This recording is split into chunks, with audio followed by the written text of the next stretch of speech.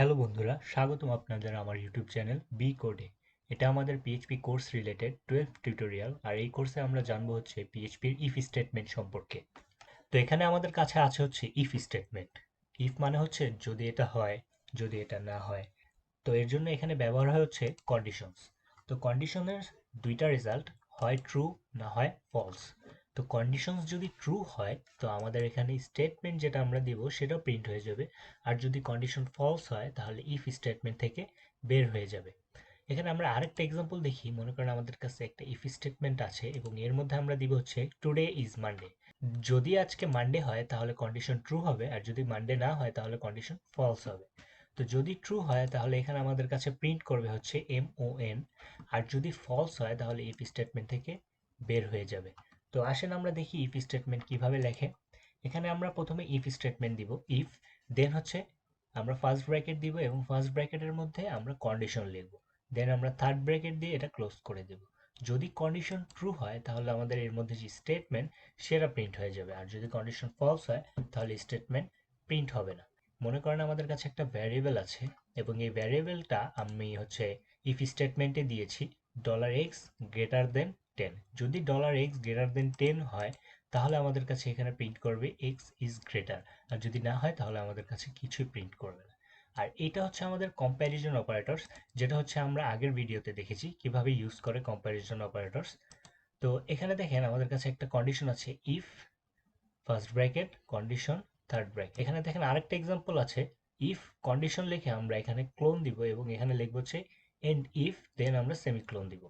তো এই সিনট্যাক্সটা বেশি পপুলার না, এর জন্য এই সিনট্যাক্সটাই বেশি ব্যবহার হয় আমাদের পিএইচপি ডেভেলপারদের ক্ষেত্রে।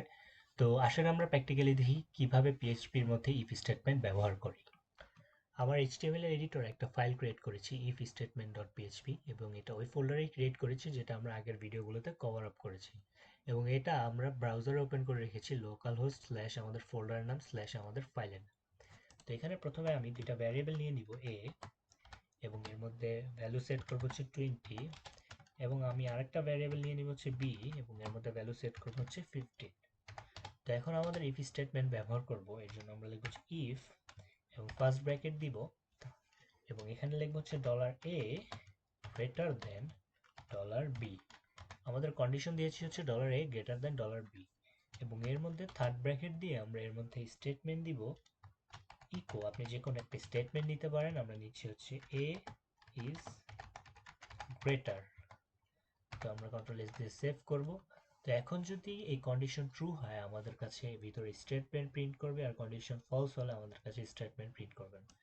এখানে দেখেন আমাদের কাছে কন্ডিশন ট্রু এসেছে, এর জন্য স্টেটমেন্ট প্রিন্ট করেছে। এখন যদি আমি ভ্যালু এখানে কমিয়ে দেই এবং এটা সেভ করি, দেন এখানে আসবে হচ্ছে নাল এমটি।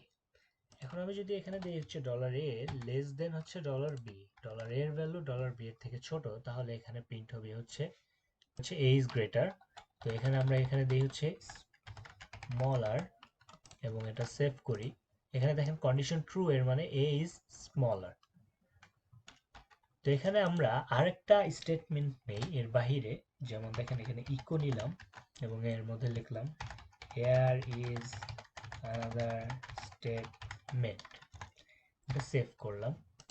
আমাদের কাছে যদি এই কন্ডিশন ট্রু না হয় এই স্টেটমেন্ট প্রিন্ট হবে না, এবং এর বদলে আমাদের কাছে এখানে প্রিন্ট করবে হচ্ছে here is another statement। এখানে কন্ট্রোল এস দিয়ে সেভ করলাম। এখানে আমাদের কাছে কন্ডিশন ফলস হয়েছে, এবং এর জন্য আমাদের যে আরেকটা স্টেটমেন্ট সেটা এখানে প্রিন্ট হয়েছে here is another statement। তো এখানে আরেকটা কম্প্যারিজন অপারেটরস আমরা ব্যবহার করি। এখানে আমরা ভ্যালু দিয়ে দিই হচ্ছে 10, এবং এখানে আমরা দিয়ে দিই হচ্ছে ইকুয়াল টু, এবং সেভ দেই। তো এখানে দেখেন আমাদের কাছে আসবে হচ্ছে যদি কন্ডিশন ট্রু হয়, দুটার ভ্যালু সেম হয়, আমাদের কাছে আসবে হচ্ছে এই স্মলার। এখানে আমি আমাদের ব্রেক টেক লাগিয়ে দিই এবং সেভ দেই। এখানে দেখেন আমাদের কাছে ভিতরে যে কন্ডিশন সেটা ট্রু হয়েছে, এবং পরের স্টেটমেন্টও আমাদের কাছে প্রিন্ট হচ্ছে। এখন আমরা যদি এখানে দেই হচ্ছে স্ট্রিং ভ্যালু এবং এখানে যদি সেভ দেই, তাহলে দেখেন আমাদের এখানে a is smaller এটা প্রিন্ট হচ্ছে, কারণ আমাদের দুইটা ভ্যালু ম্যাচ করতেছে। এখানে যদি আমি আরেকটা কম্প্যারিজন অপারেটরস ব্যবহার করি, এখন দুইটার ভ্যালুও সেম হতে হবে এবং ডাটা টাইপও সেম হতে হবে, তাহলে আমাদের এই কন্ডিশনের যে স্টেটমেন্ট সেটা প্রিন্ট হবে। এখানে দেখেন কন্ট্রোল এস দিয়ে সেভ দিলাম, এখানে শুধু আমাদের এই স্টেটমেন্টটা প্রিন্ট হচ্ছে, কারণ দুইটার ডাটা টাইপ সেম না, একটা নিউমেরিক, একটা হচ্ছে স্ট্রিং।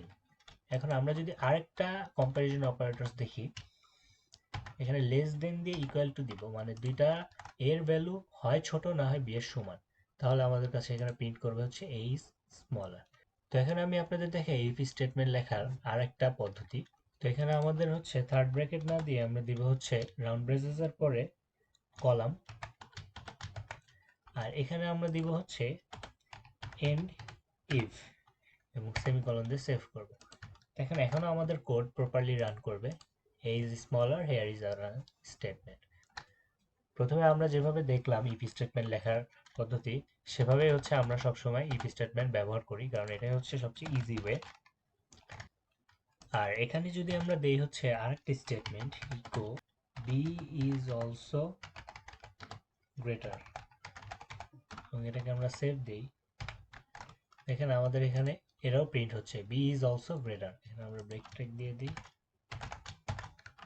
তো এখানে যত খুশি আপনি স্টেটমেন্ট দিতে পারেন, যদি কন্ডিশন ট্রু হয় তাহলে এটা প্রিন্ট হবে, না হলে এটা ফলস হয়ে আমাদের যে পরের কন্ডিশন বা ইকো বা স্টেটমেন্ট আছে সেখানে চলে যাবে। Thanks for watching. আমাদের ভিডিও যদি ভালো লেগে থাকে তাহলে লাইক করতে ভুলবেন না, আর আমাদের চ্যানেলের সাথে থাকতে আমাদের সাবস্ক্রাইব করুন।